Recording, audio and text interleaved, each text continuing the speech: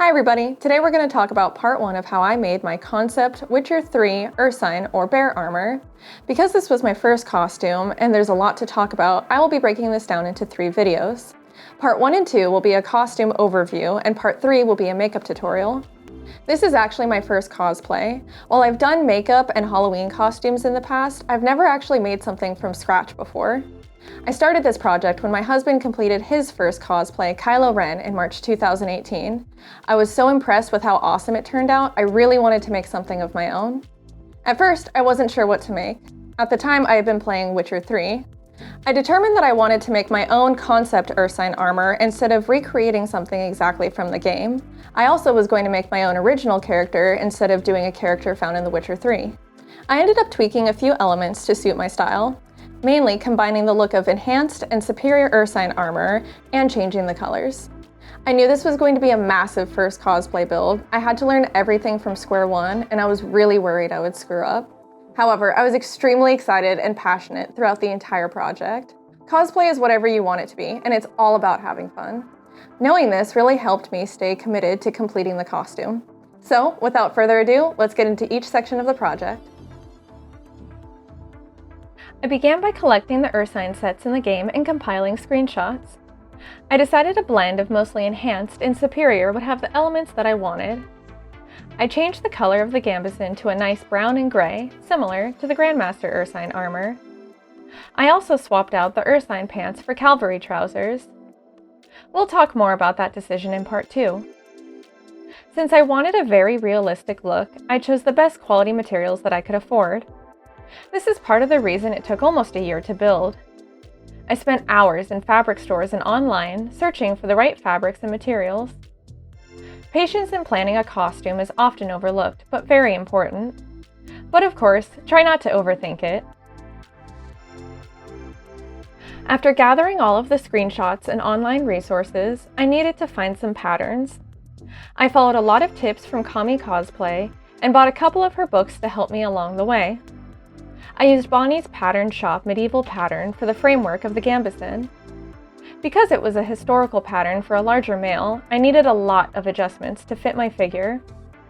Making several mock-ups with cheap fabric, it was days of trial and error before I was ready to try it on the expensive fabric.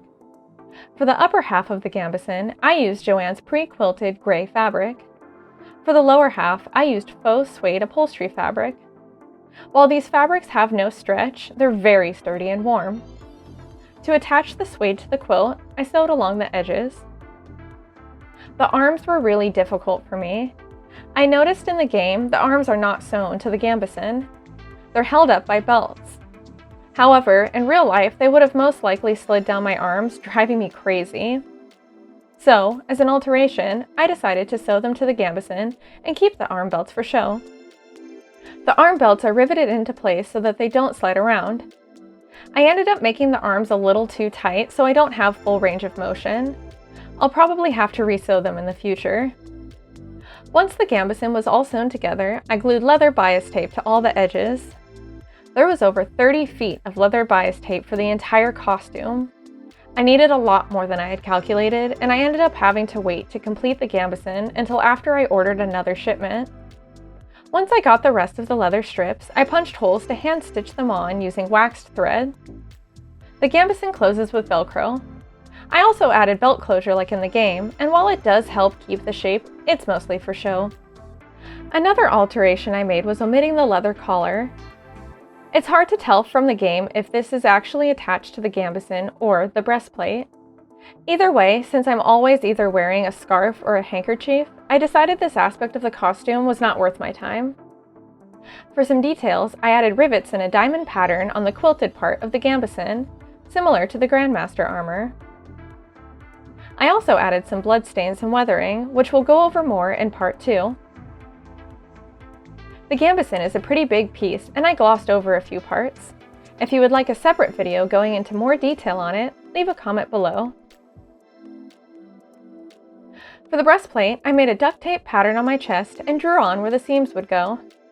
Then, I cut myself out and transferred it to my thick faux leather upholstery fabric. I added some really stiff interfacing to give it even more structure.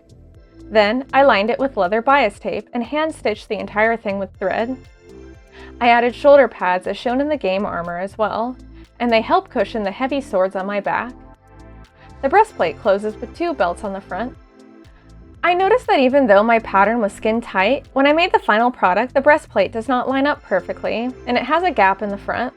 I'm not sure how or why this is, and it's a detail that still bothers me. Luckily, it's not bad enough to have me remake the entire thing. The lace-up back was really nerve-wracking. It took me a long time to build up the courage to even begin this step. I was so worried that with one wrong punch, I would ruin the entire thing. But I carefully measured where each eyelet would go, and luck was with me. Then, I just laced it up with leather cord. It turned out great! This is easily my favorite part of the armor. There are 13 total belts on the costume, not including the straps on the legs and boots. The waist belts are made from 1.5-inch leather straps, and the rest are 3/4 of an inch. I measured my waist where the belts would sit and added extra length for it to wrap over and under like in the game. These were actually really fun to make and surprisingly easy. Since I had purchased pre-sewn leather straps, they just needed holes in the right places. All you need is a punch and rivet tool set, plus your buckles and straps. For the holes, I just went with 1/2-inch increments. The belts, rivets, and tools were all purchased from a local leather shop called Tandy Leather. Making these was a nice change from the nerve-wracking breastplate bits. For a more relaxed alternative to the gambeson, I also made a shirt from a long-sleeve Henley I bought at Kohl's. I altered it by cutting diagonally down the shirt, then sewing it back onto itself. Since it was a men's shirt, it fit better after taking in a bit of the fabric. I also cut around the collar and made a deeper V-neck. Then, I just had to make the shoulder belts and attach the rope and O-ring. The belts are cut from the same faux leather as the breastplate. They attached to the shirt with super glue. And after weathering the whole thing with coffee and paint, it was ready to go. I don't actually wear this shirt under my gambeson. The rope and straps would make it pretty uncomfortable. Instead, I usually wear a base layer performance top. The cloak is a multi-purpose piece that I originally made for my Bruxa costume in our short Witcher fan film. I occasionally wear it during cold photo shoots for extra warmth. It's made of faux black suede and lined with a very heavy linen fabric. The pattern I used was from fleecefun.com, and it was super easy to follow. I even wear this cloak around town when I want to look fancy. I was originally indecisive on how I wanted to make the gauntlets. At first, I was considering just sewing a cylinder of faux leather fabric with interfacing to make them stiff. But I wasn't happy with how that idea was turning out. Instead, I ended up making a really sturdy pair out of EVA foam and leather fabric. This process was similar to the breastplate. I made a duct tape pattern on my arm and transferred it to 4mm EVA foam. I shaped the foam by warming it with my hairdryer and wrapping them around bottles. Then, I glued the leather fabric on top. I repeated this step to get a second layer. This made the gauntlets look much more protective and realistic. I added leather bias tape the same way as the breastplate. I also riveted on some leather straps and final details. They attach with Velcro on the sides, however, I find they slide right over my gambeson and gloves. Yay! The gloves are one of the pieces I just bought. There are so many great options online, I knew that making my own wouldn't be worth my time, especially since I had already been building so much from scratch. These are fleece fur lined and keep my hands nice and warm. Plus, they are touchscreen compatible. Score! I put a link to the pair I purchased down below.